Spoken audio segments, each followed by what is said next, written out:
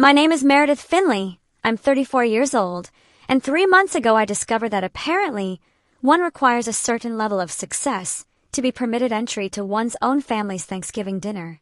Marvelous, really. Absolutely brilliant. Nothing quite captures the spirit of gratitude like standing outside a rented lake house in Miami whilst 200 guests carved turkey inside, because my darling sister Rochelle decided my career wasn't impressive enough to warrant crossing the threshold. The envelope I handed to the security guard that evening contained something rather special, something that would cost her years of chasing clout and force our family to completely recalibrate their definition of success. Spoiler alert, it didn't go well for her. Before we continue, please subscribe to the channel and write in the comments what time it is where you are now. Because nothing says family bonding quite like crowdsourcing your global audience whilst your sibling plots your social demise.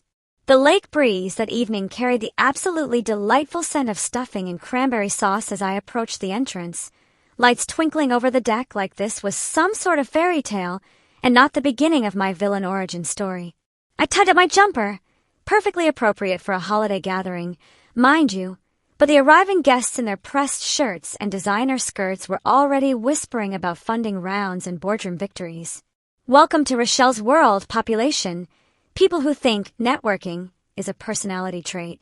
This was Shane's startup network, the types who shaped million-pound deals from poolside chats whilst probably never once questioning whether this made them insufferable. It did. At the gate, the security guard gripped his tablet like it contained the nuclear codes. The party's hum pressed close behind him, a reminder that literally everyone else had managed to gain entry. Name, he barked, eyes fixed on the screen with all the warmth of a particularly hostile parking attendant.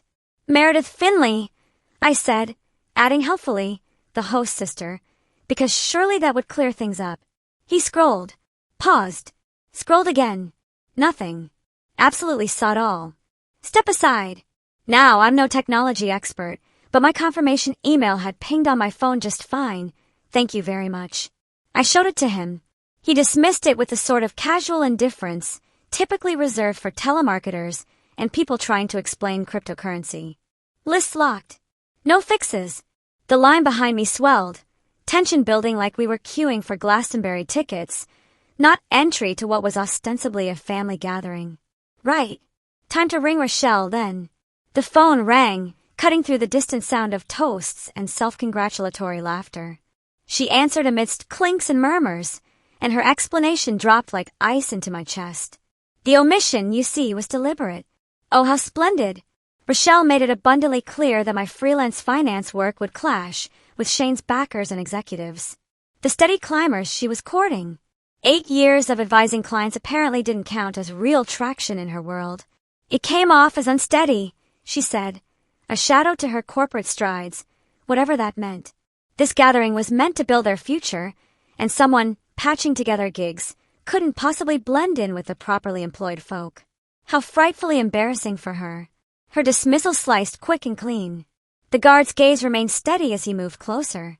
No room for outsiders, he stated, extending his arm to nudge me back toward the car park. The contact was brief but pointed, the universal gesture for, off you fuck then. I fished out the envelope from my bag, pulsed admirably, even considering I was currently being escorted off the premises of my own family's party. Pass this to Rochelle, I said calmly. It's hers. He pocketed it without ceremony, waving the next guest through, someone who'd apparently achieved the requisite level of success to warrant admission as I retreated. The deck's warmth faded. The chatter became a distant wave. That envelope carried something Rochelle would never have imagined, something rather spectacular, really. A shift waiting to detonate. What unfolded next? Oh, it appended everything. But we'll get to that. The drive to the lake house had felt heavier than expected that evening, Miami's humid air clinging to the windows like regret. I pulled up to the rented spot on the water's edge, lights strung along the deck casting a warm, inviting glow that turned out to be a complete lie. I adjusted my jumper against the breeze, thinking it perfectly suitable for a family Thanksgiving. How naive. How foolish.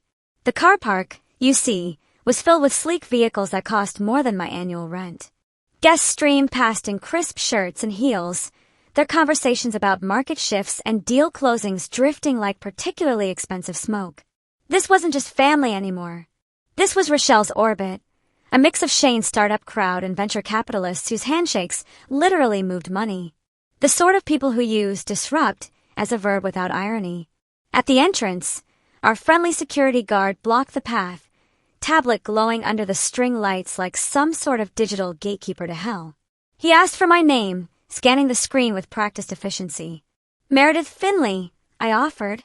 I'm the host's sister. He double-checked, fingers pausing as the list refused to yield my name. No match. He suggested, helpfully, generously, that perhaps there'd been a misspelling or a +1 error. But my phone confirmation from last month stared back at me, clear as the lake's reflection. Clear as my growing suspicion that something was deeply, fundamentally wrong. The queue behind me grew, impatience rippling through like we were all waiting for the last available seat on a lifeboat. He radioed the coordinator inside. The response came back negative. List's final. No changes. As I pressed the matter, because one does when one is being denied entry to one's own family's gathering, he shifted his stance. The air thickened with the scent of roasting turkey wafting out from inside, a delicious reminder of everything I was being denied. Time to ring Rochelle. Lucky her. The phone pressed cold against my ear as I waited, listening to distant clinks of glasses and low laughter. She answered quickly, her voice layered with the party's hum, probably mid-conversation with someone frightfully important. The moment I explained the list issue, her tone dropped, turning clinical. Surgical, even. She admitted the omission had been on purpose. On purpose. Laying out in excruciating detail how my presence would clash with Shane's key backers and board members. People sealing rounds worth millions, apparently. Freelance finance advising, she implied with all the subtlety of a sledgehammer, came off as unsteady. The sort of patchwork effort that undercut their polished image. 8 years in the game didn't register on her radar. It was all scraps in her eyes. A mismatch for the high-stakes crowd she was courting, you see. This night centered on their trajectory, their ascent, their absolutely brilliant futures, and a sister, scraping by month to month, simply didn't fit the frame she'd so carefully constructed. Her words landed sharp, each one carving deeper into the quiet resolve I'd built over those years. The guard watched, expression neutral but firm, as if he'd witnessed family edges fray before and found it all rather tedious. I ended the call, screen dimming in my palm. No room for outsiders, he stated plainly, his hand guiding my arm back toward the gravel car park with steady pressure. The push was firm enough to leave no debate, gentle enough to avoid a scene. Professional, really. 10 out of 10 for execution. I paused at my car, the envelope from my bag feeling significantly heavier now. Hand it to Rochelle, I told him. It's meant for her. He nodded, tucking it under his arm before returning to his post like nothing extraordinary had just occurred. The party's energy pulsed on behind him, doors swinging open to reveal tables laden with carved turkey, steaming stuffing, cranberry relish, pies cooling on sideboards. Guests mingled freely, plates in hand, living their best lives. Meanwhile, I lingered in the shadows of the drive like some sort of Victorian ghost, presumably haunting the periphery of my own family gathering. The gravel shifted beneath my feet as I walked back to the car. The engine hummed to life with a reluctant turn, as though it too couldn't quite believe what had just happened. Miami streets unfolded ahead, palm fronds rustling in the night wind, traffic lights blurring into streaks. Her dismissal echoed, not just the exclusion itself, but the casual rewriting of my work as some interim fix, unworthy beside her corporate ascents. Freelance had let me advise on real portfolios, guide clients through market dips and gains, but to her it remained the lesser lane. The B team. The bench warmers.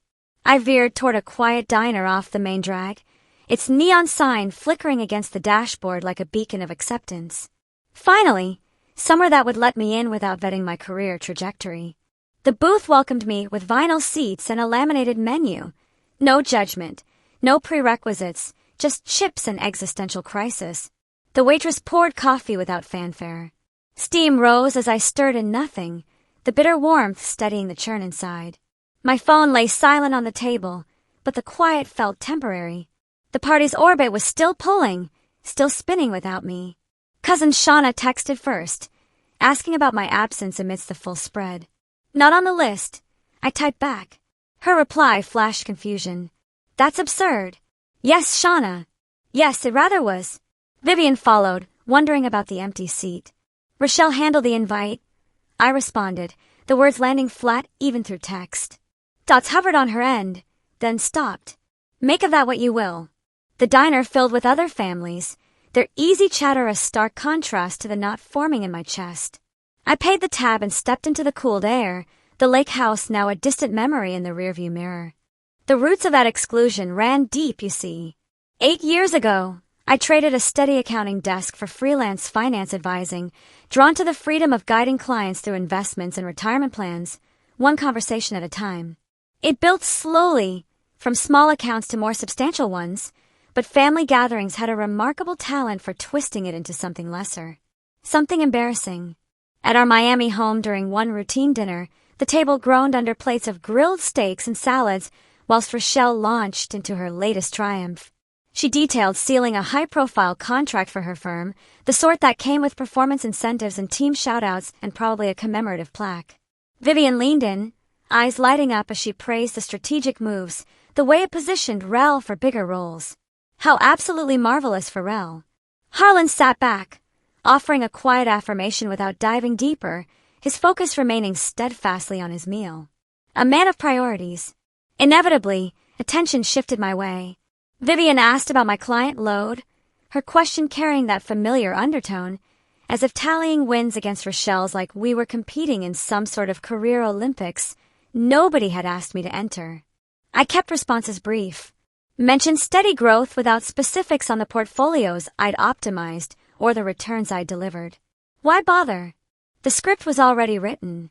Rochelle jumped in right on cue, framing freelance as unpredictable, the sort of setup that lacked the security of her structured path with annual reviews and stock grants and presumably a gold star chart on the wall. Vivian agreed enthusiastically, suggesting I consider a corporate switch, perhaps leveraging Rochelle's connections for an entry point. How generous! How thoughtful!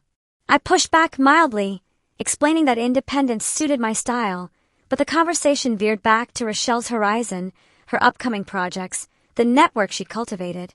Harlan glanced over occasionally, but stayed firmly on the sidelines, letting the dynamic play out like a spectator at a particularly depressing tennis match.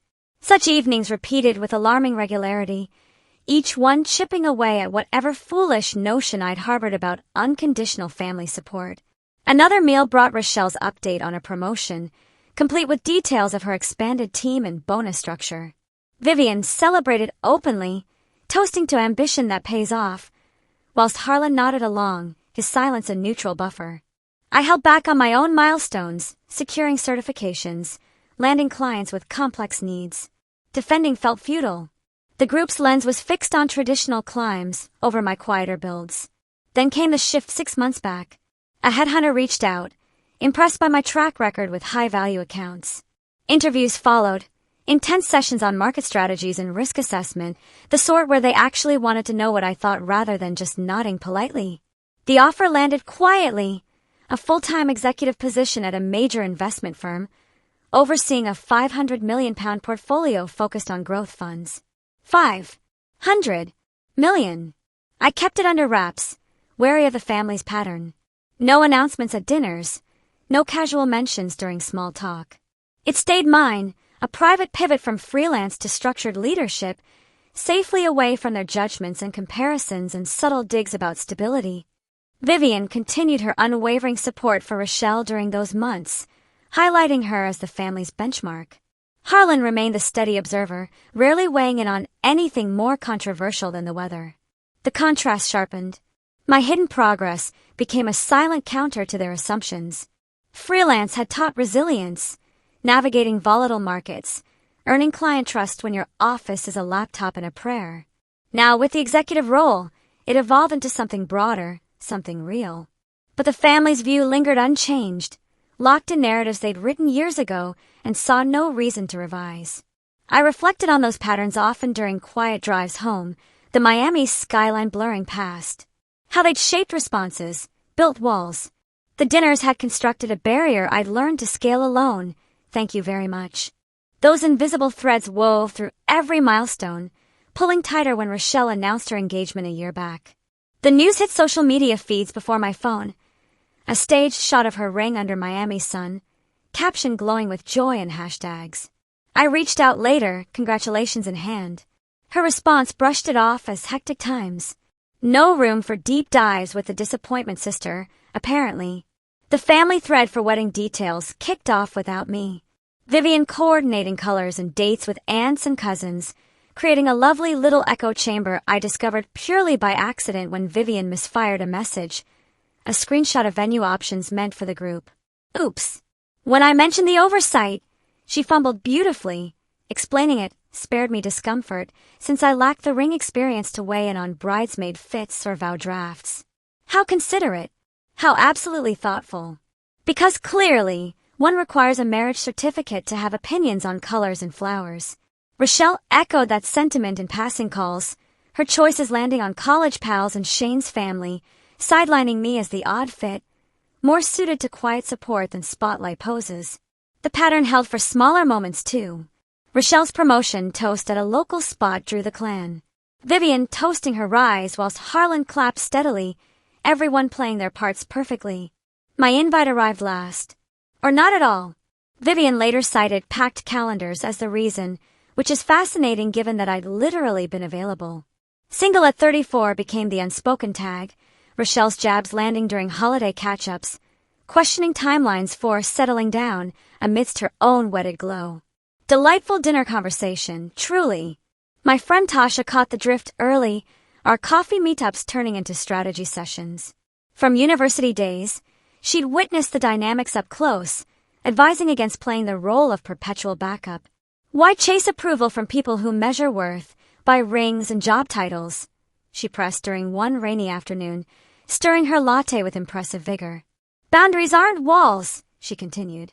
Their filters only let them see what you choose to show. I nodded, but the pull lingered, the ingrained habit of smoothing edges for family peace, of making myself smaller so everyone else could feel larger. Tasha pushed harder, sharing her own experience of cutting off a sibling who thrived on comparisons. It freed space for real connections, she said. The sort built on mutual respect rather than one-upmanship games. Rochelle's bridal shower planning ramped up next. The event at a waterfront cafe drew Vivian's full energy. Invites went to Rochelle's circle, the event's theme circling, couple vibes, that left single paths conspicuously out. I learned about it through Shauna's casual update, the exclusion framed as thoughtful, avoiding awkward singles amidst paired bliss. How absolutely bleeding thoughtful. Tasha texted immediately after, don't shrink to fit their frame. Expand yours. Her words stuck during quiet drives home, the Miami skyline offering no answers. The mockery of my single status sharpened in group texts. Rochelle's quips about biological clocks ticking drew Vivian's light laughs. Harlan's emoji responses remained neutral as ever. A thumbs up here, a smiley face there, committing to absolutely nothing. Another layer peeled during Rochelle's hen-do. Photos flooded social media, beachside toasts with her chosen crew, everyone looking sun-kissed and delighted. Vivian commented hearts. Harlan liked without words. My absence went completely unnoted. The narrative of my life as perpetual observer solidified beautifully. Tasha met me for walks along the bay, her pace matching mine as she dissected the dynamic with surgical precision. Family doesn't mean automatic entry, she insisted. It's earned through respect, not endurance. Set the bar, or they'll keep lowering yours. The advice settled unevenly at first, clashing with years of accommodation. But cracks formed. The weight of being perpetually sidelined grew heavier with each overlooked moment. Rochelle's pre-wedding brunch followed, a sunlit affair with mimosas and gift swaps. Vivian hosted, the menu tailored to coupled palates, whatever that meant. Shauna slipped me details later. The vibe, apparently, was one of couple futures. Smashing. Tasha's follow-up call came that week, her tone firm. You've outgrown the shadows. Step out. The single mockery, in her view, should be reframed as strength, not shortfall. Rather radical thinking, that. The weight of those oversights pressed down that evening as I stood in the car park, envelope exchanged, balancing the urge to storm back in against the overwhelming desire to simply bugger off entirely. The lake house thrummed with life inside. Guests from distant spots, Orlando cousins, Tampa uncles, mingling over slices of pie, their bonds forming a tapestry I'd apparently unravel if the story of my absence took hold. Shauna would puzzle over the vacant spot later, her texts probing for details. But the undercurrent would spread wider. Rochelle would frame it as my choice, the sister too buried in freelance routines to prioritize family. Vivian might wave it off as a scheduling slip. Harlan would opt for silence, as per usual. The Florida network, neighborhood cookouts, annual beach days, would catch the echo, solidifying me as the drifting piece, the one not quite fitting into the frame. That outlier label had roots in sidelong looks at block parties and holiday spreads. Freelance paths and solo status already sparked quiet judgments. Now, fueled by this sharp cut, local chatter would hum about the sister lagging behind Rochelle's forward march, her successes casting ever longer shadows. The car door clicked open. The seat felt cool against my back as the engine turned over. Miami's roads stretched ahead, bridges arching over dark water. The decision settled like fog rolling in. Staying meant swallowing another round of their script, shrinking to fit the gaps they'd carved out. But leaving carved space. A break from the cycle, where my efforts remained footnotes in someone else's story. Self-respect flickered then, not as revenge, but as quiet reclamation. I'd poured years into advising, shaping client futures without fanfare. The executive shift waited in the wings, unshared, unannounced. Their lens didn't deserve the reveal. Not yet. Not on their terms. I tapped out a message to Vivian as the first bridge loomed ahead. Not on the list tonight. Rochelle's call. Heading back. Her response blinked fast, a flurry of confusion layered with defense. Surely a glitch? Come anyway. No glitch. Clear enough. The phone went dark, screen reflecting passing lights. Losing the extended family links would sting. The Orlando crew's annual invites, Tampa uncle's fishing trips. They'd fade with whatever narrative Rochelle spun, the unreliable relative bowing out again, too flaky to commit. But those ties had thinned under scrutiny already, conditional on alignment with the family's preferred version of success. Reputation in the community carried its own sting. Florida's close-knit pockets remembered slights, archived them like precious heirlooms. The single advisor sister versus the rising executive wife. Grocery aisle nods would cool. Barbecue invites would dwindle. The story of my Thanksgiving no-show would fuel the drift. Yet the cost felt lighter than the alternative, enduring another evening as backdrop to Rochelle's glow, the main event in her own mind. Self-respect meant owning the exit, not begging for entry.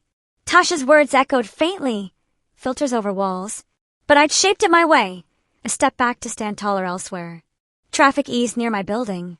The car park sat empty under street lamps. Keys jangled as I unlocked the door. The quiet flat offered stark contrast to the house's buzz. No forced laughter, no performative joy, just blissful silence.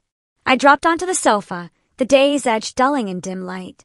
The executive offer papers sat on my desk, untouched since they'd arrived. 500 million under management. A leap from freelance ledgers to institutional weight. Sharing it now would flip the script entirely, rewrite the family narrative in one fell swoop. But the timing had soured under their exclusion. Vivian's follow-up text arrived, pleading for clarification. Rochelle says it's a misunderstanding. Turn around. I let it sit unread. The misunderstanding was theirs, the pattern of measuring me short, of assuming less because I'd chosen differently. Choosing self-respect closed that loop. The decision to walk away became a line drawn without fanfare. Night deepened outside. The lake house existed now only as a memory in the rearview mirror. The decision held firm. The freedom in it felt sharper than any loss. Morning light filtered through the blinds the next day, gentle and completely unaware of the chaos about to unfold. The executive role at the firm had solidified weeks earlier, a full-time anchor after years of freelance navigation with responsibilities over a £500 million portfolio of balanced funds. It marked the pivot from solo advising to team leadership, contract signed in a midtown office overlooking Biscayne Bay. But the real anchor? The personal investment fund I'd nurtured. £2 million in diversified assets from client referrals and rather clever market plays. That fund was the envelope's core, the note outlining it as Rochelle's gift, a stake in the growth she'd coveted for her and Shane's future. was being the operative word. Instead, I redirected the lot. The attorney met me at a downtown cafe, papers ready for transfer. Director Rosa Valdez of the Women's Empowerment Shelter arrived promptly, her briefcase neat against the booth as we reviewed the donation. Her eyes widened at the valuation, properly widened, none of this polite surprise nonsense. "This £2 million fund will transform lives," Rosa said, outlining how proceeds would expand job placement programs for women rebuilding after setbacks. Housing upgrades, skill workshops, actual meaningful change. The tax write-off was secondary. The impact felt right in a way family obligation never quite had. I signed off. The ink dried before lunch, which felt pleasingly efficient. The shelter's confirmation email went out that afternoon, a copy routed to Rochelle's address with a delightfully simple subject line. "The gift has a new purpose." Her response arrived in waves. 17 calls. 17. Texts pleading for reversal, for explanation, for surely this is a joke, right, Meredith? Shane followed with 10 of his own, his messages circling professional fallout and investor concerns. Vivian topped the charts at 23, her voicemails blending hurt with demands for a family sit-down, because clearly this required an intervention. The meeting convened 3 days later at our Miami home, the living room packed with a full circus. Vivian paced the carpet like a barrister preparing closing arguments. Harlan occupied the sofa with coffee in hand, Switzerland personified. Rochelle stood central, the business card from the envelope clutched like evidence at a crime scene. Her voice broke as she read the title aloud, executive at the firm, managing $500 million. The word hung heavy in the air, accusatory. "How?" she asked the room, as though my career progression required a formal investigation. Aunt Nain Bates from the Keys cut in sharply. "And you kept her out of the party? The one handling portfolios like that?" Vernon, her husband, chuckled low. "Startup backers would have spotted your sister, and you sidelined her." "Bold move, that." Shauna Maddox leaned forward, phone in lap. "I saw the texts. Meredith confirmed weeks ago. This was no glitch." Rochelle stammered, attempting to frame it as image protection. Shane's network too elite for freelance vibes. But the card had rather spectacularly flipped that narrative.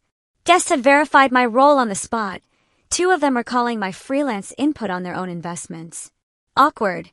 Vivian tried steering the conversation. She should have shared sooner. "We're blood." But Nain shook her head. "Blood doesn't mean blind. You've benchmarked her low for years." The room fractured then, voices overlapping, cousins siding with facts, uncles probing the exclusion with uncomfortable precision. Harlan called for calm, but his words dissolved in the pushback like sugar in hot tea. Rochelle teared up, the card crinkling slightly in her grip. Tasha texted midway through, her update blunt. LinkedIn's lighting up. Someone from the party posted the card scan, tagged firm contacts. "Your names are trending in finance circles." Brilliant. Absolutely brilliant. The post caught fire, shares multiplying, comments noting the executive's family snub at Thanksgiving. Rochelle's profile drew particular attention, her marketing credentials questioned beside my previously unshared assent. The optics, as they say, were dreadful. Opportunities dried up almost immediately. A senior role she'd eyed at a tech agency pulled back, citing alignment concerns, which is corporate speak for, "We've seen the drama and want no part of it." Shane faced the brunt in board calls. Investors cited the incident as red flags regarding judgment.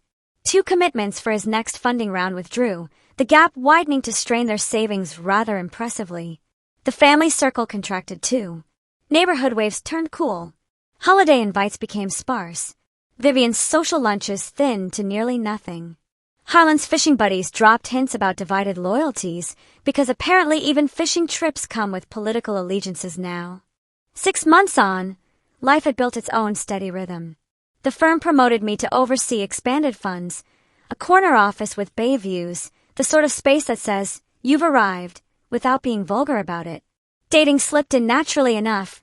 Dinners with a colleague whose quiet drive matched mine, whose idea of success didn't require an audience or Instagram documentation. Then Rochelle's letter arrived, envelope crisp in the mail slot. Her script-filled pages, actual pages, admitting the blindness to my path, the insecurity driving her cuts. Therapy had unpacked it. She wrote, the patterns of comparison now laid bare under professional scrutiny. The fund's loss stung, she conceded, but losing the bond cut deeper. No plea for return, mind you. Just acknowledgement of the gap she'd widened, pushed, carved into a chasm through years of subtle digs and not-so-subtle exclusions. I read it twice. The words held sincerity in their regret, vulnerability in their admission, growth even. But my reply stayed short, delivered via text with all the ceremony of ordering takeaway. What? 2 million? Outsider. I don't know you. No further exchange followed. Self-respect, it turns out, outlasts blood ties rather handily. The real family, the ones who value the unseen grind, who celebrated quietly without scorecards, those relationships deepened. Cutting clean left room for growth, unjudged and uncompromised. The lesson? Devastatingly simple. Worth isn't earned in spotlights or validated through family approval. It's claimed in shadows, built in quiet moments, proven through action rather than announcement. The frenzy had quieted with time, as these things do, but the ripples continued their outward spread. The executive position had taken shape months prior to that Thanksgiving disaster. A seamless shift from freelance consultations to leading a £500 million portfolio, where daily briefs covered asset allocations and risk models with teams who actually listened. It was the culmination of quiet networking, strategic relationship building, not fanfare or family approval. The role demanded focus over spotlights, expertise over performance. The envelopes noted spelled it all out. The card detailing the title, the fund, the £2 million in assets I'd amassed through savvy trades and client trust. Positioned originally as Rochelle's stake and stability, her gift for the future she was building with Shane. Rather than hand it over to someone who couldn't be bothered to put my name on a guest list, the donation process moved swiftly. Director Rosa Valdez met me in that nondescript conference room downtown, folder open on the table between us. This £2 million fund will anchor our initiatives, she'd explained, sketching how proceeds would bolster emergency housing and career coaching for women navigating difficult transitions. The paperwork flowed smoothly. Signatures sealed the transfer to the shelter's account with satisfying finality. The receipt landed in inboxes by midday, duplicate forwarded to Rochelle with minimal ceremony. The intended gift now supports those starting over. Her barrage renewed with impressive vigor. 17 voicemails laced with disbelief, each one more desperate than the last. Shane's 10 messages circled professional fallout with increasing panic. Vivian's 23 wove concern with calls for reconciliation, for family unity, for surely we can fix this. Harlan's single message urged to talk, his tone measured as always. Switzerland remains neutral even in nuclear fallout, apparently. The gathering assembled 3 days later at the Miami house, air thick with unspoken tension and unspoken accusations. Vivian hovered near the kitchen island like a nervous host at a dinner party gone wrong. Harlan settled in an armchair, coffee cup as shield. Rochelle paced the area rug, the card from the envelope unfolded in her grip like damning evidence. Her recitation of the executive title drew sharp intakes of breath around the room. Aunt Nain fixed her gaze. And you barred her from the party? The woman steering $500 million. Vernon leaned in, dry laugh escaping. Backers would have connected dots on your sister whilst you played gatekeeper. That's a twist worthy of Shakespeare, that is. Shauna scrolled her screen calmly. Texts show she RSVP'd early. This was deliberate. Rochelle faltered, attributing it to curating the right vibe for Shane's circle, which is possibly the most vapid justification I've heard for excluding family. But the card's details unraveled that defense spectacularly, guests cross-checking my background mid-dinner, 3 of them recalling my freelance guidance on their holdings. Rather inconvenient for the she's just a struggling freelancer narrative. Vivian interjected. She held back the news. We're family, Nain countered with impressive precision. Family sees beyond titles. You've undervalued her for ages. The exchange heated properly then. Relatives divided, cousins aligning on the snub, uncles questioning the judgment with increasingly pointed observations. Harlan attempted mediation, his suggestions lost in the crossfire like reason at a political rally. Rochelle's composure cracked, the card folding under her fingers. Tasha's message broke through the chaos, LinkedIn's buzzing. Party attendees shared the card image, linking to firm announcements. Your profiles are in the mix now. The share gained traction with alarming speed. Notes on the executive's family rift drawing industry eyes like moths to a particularly scandalous flame. Rochelle's feed filled with queries, her marketing pursuits suddenly shadowed by the optics of having excluded her rather successful sister from a family gathering. A lead for a director spot at a digital agency evaporated, the offer rescinded over perceived instability, which is recruiter speak for, "We've Googled you and yikes." Shane navigated urgent huddles with his board, notes flagging the episode as a liability. Nothing says sound business judgment quite like publicly snubbing your executive sister, apparently. 3 pledges for his funding round pulled back in quick succession, the shortfall forcing budget trims and delayed hires. The startup dream suddenly required significantly more bootstrapping than anticipated.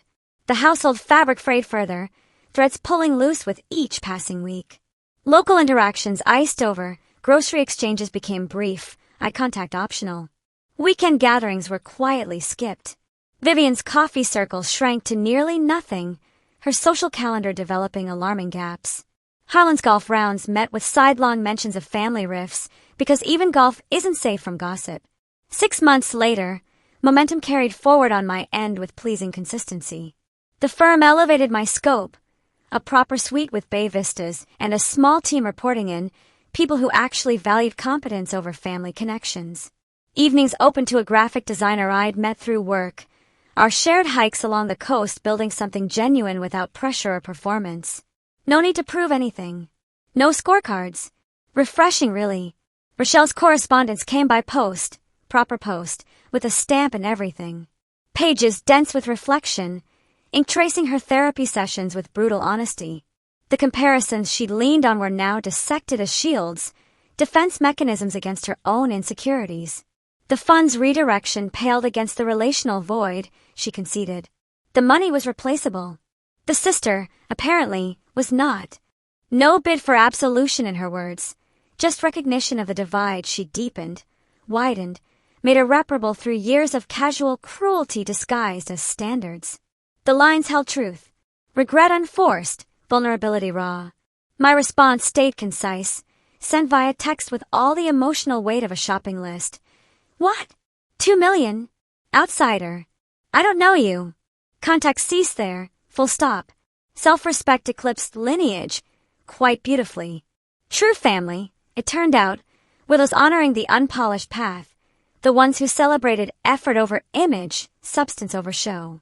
Severing fully cleared the path ahead, swept it clean of obligations that had never been mutual. The core truth remained devastatingly plain.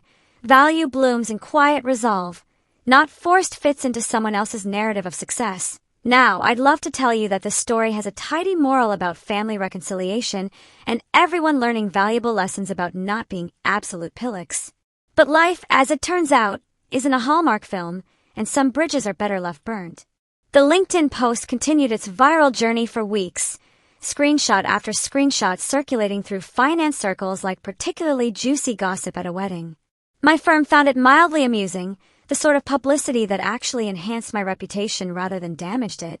The executive who donated $2 million to charity instead of tolerating family nonsense played surprisingly well in professional circles. Who knew integrity could be such excellent branding? Rochelle's marketing career, meanwhile, developed a bit of a limp. Not catastrophically, she's competent enough at what she does, but the shine had definitely dulled. Clients who'd been on the fence about working with her suddenly discovered they had budget constraints, or were going in a different direction. The court of public opinion had rendered its verdict, and it wasn't particularly favorable. Shane's startup soldiered on, though considerably humbled. The funding shortfall meant pivoting from disrupting the industry to simply trying to survive the quarter, which is probably more honest anyway. His board meetings reportedly became much quieter affairs, the swagger significantly reduced. Nothing quite punctures entrepreneurial bravado like losing investor confidence over a family drama that made you look like a complete tosser. Vivian attempted damage control for months, sending periodic texts that I largely ignored. "Family is family," she'd write, as though that phrase held some magical power to erase years of being treated as less than. "Blood is thicker than water," she'd insist, conveniently forgetting the full saying is actually, the blood of the covenant is thicker than the water of the womb, meaning chosen bonds trump biological ones. Rather fitting that. Harlan, credit where it's due, sent a single message 6 months in. You were right to walk away. Should have said something earlier. Sorry. Brief, honest, too little too late. But I appreciated the effort.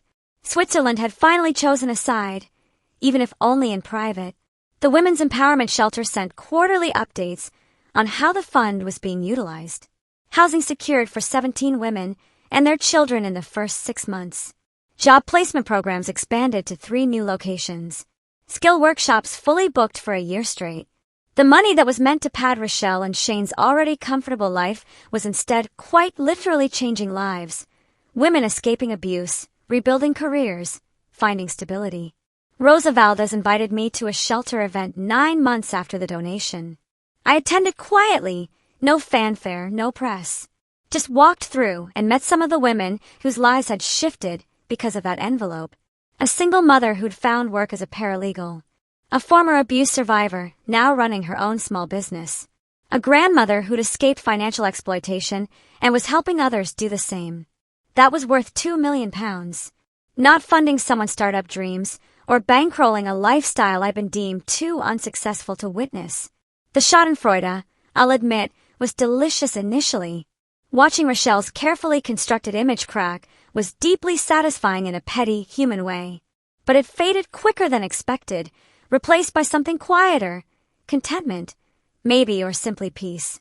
I'd spent years measuring myself against standards I'd never agreed to, playing a game whose rules were designed to ensure I'd lose. Walking away wasn't revenge. It was clarity, a recognition that some relationships survive on habit and obligation rather than genuine connection, and those aren't worth preserving. Point 1. Success is subjective, but exclusion is objective. If your family measures worth by job titles and relationship status, that says significantly more about their limitations than yours. 2. Freelancing isn't lesser work. It's entrepreneurship without the pretentious terminology. 8 years of building client trust and delivering returns is 8 years of legitimate expertise, regardless of whether it comes with a corporate title. 3. Sometimes the most powerful thing you can do is simply leave. Not dramatically, not with a manifesto, just quietly stepping back from spaces where you're not valued. The silence speaks volumes. 4. Redirecting £2 million from entitled family to people who genuinely need it is not petty, it's poetic justice with tax benefits. 5. LinkedIn is forever, and screenshots are eternal. Perhaps consider this before publicly snubbing family members who might be more accomplished than you've bothered to notice. Point 6. Therapy apparently works, based on Rochelle's letter, but apologies don't automatically warrant forgiveness. Acknowledgement of harm doesn't erase the harm itself. 7. But we're family is manipulation dressed as obligation. Real family, chosen or biological, shows up, includes you, values you. Anything less is just people who happen to share your genetics or surname. 8. Boundaries aren't mean. They're essential. And people who react badly to boundaries were benefiting from you having none. 9. The opinion of people who measure worth by wedding rings and corporate ladders is worth precisely nothing. Build your life around your values, not their scorecards. 10. Sometimes the best revenge isn't revenge at all. It's building a life so fulfilling that their approval becomes irrelevant. It's been just over a year since that Thanksgiving.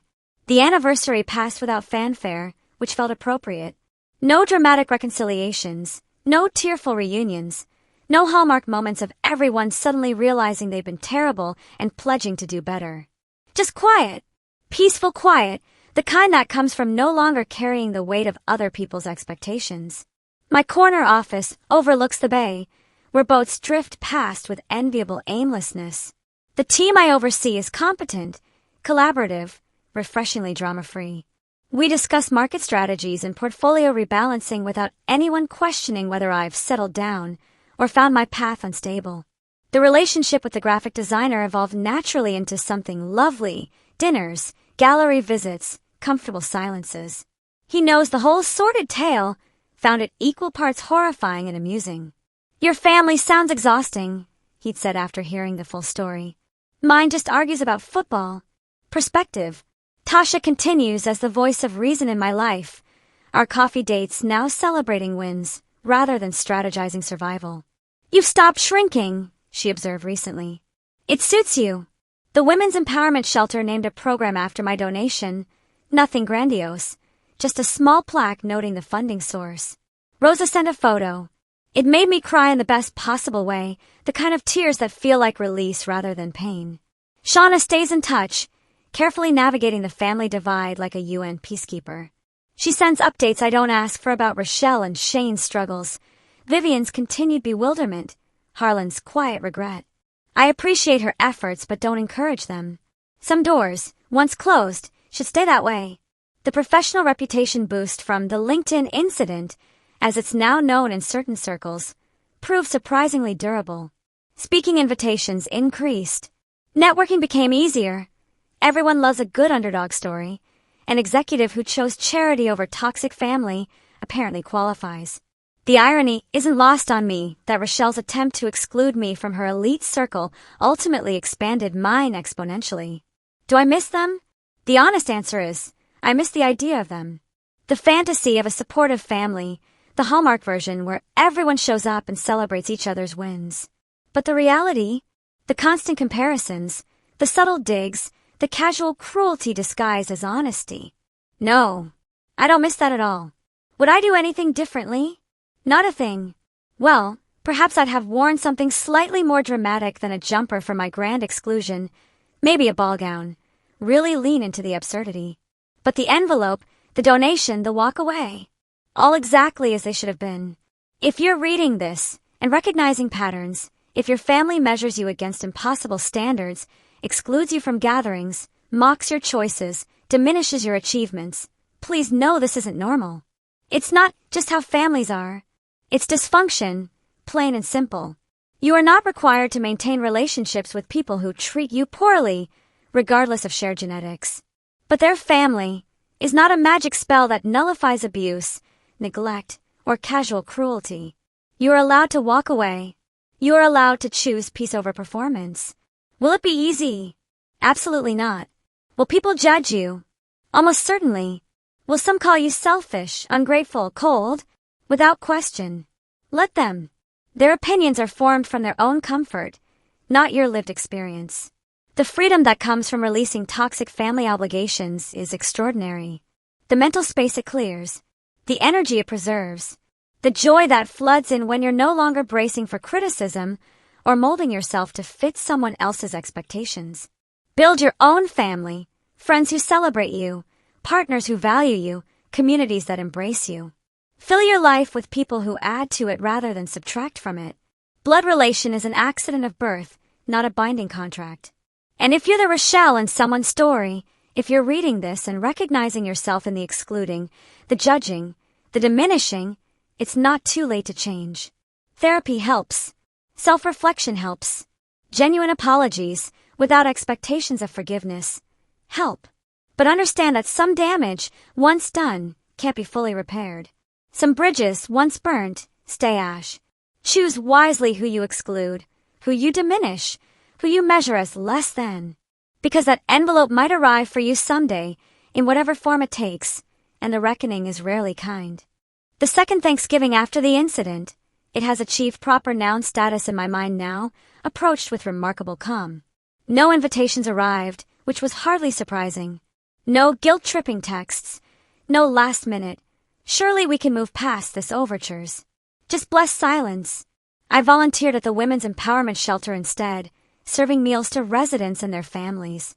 Rosa introduced me to a woman who'd secured permanent housing through the fund, her daughter starting university in the spring.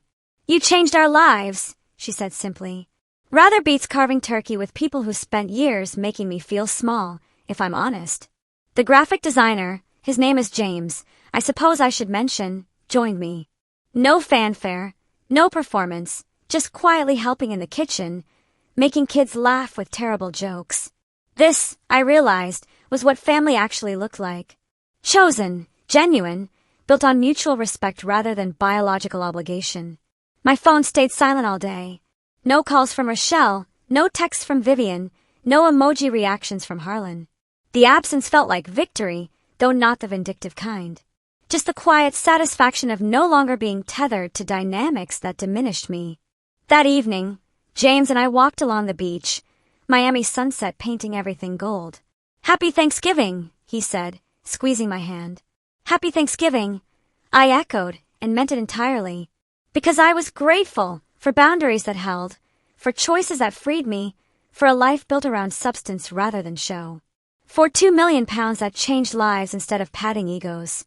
For walking away when staying would have cost more than leaving. For learning, finally, that self-respect isn't selfish. It's survival. And sometimes, the best gift you can give yourself is permission to stop trying to earn a place at tables where you're not truly welcome.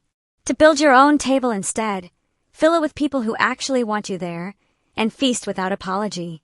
The envelope changed everything, just as I'd known it would. Not with destruction, but with clarity. Not with revenge, but with redirection. Not with cruelty, but with consequence. Some people spend their lives chasing family approval that will never come. I spent one envelope freeing myself from that chase entirely. Best 2 million pounds I ever redirected. The end. Or perhaps, more accurately, the beginning.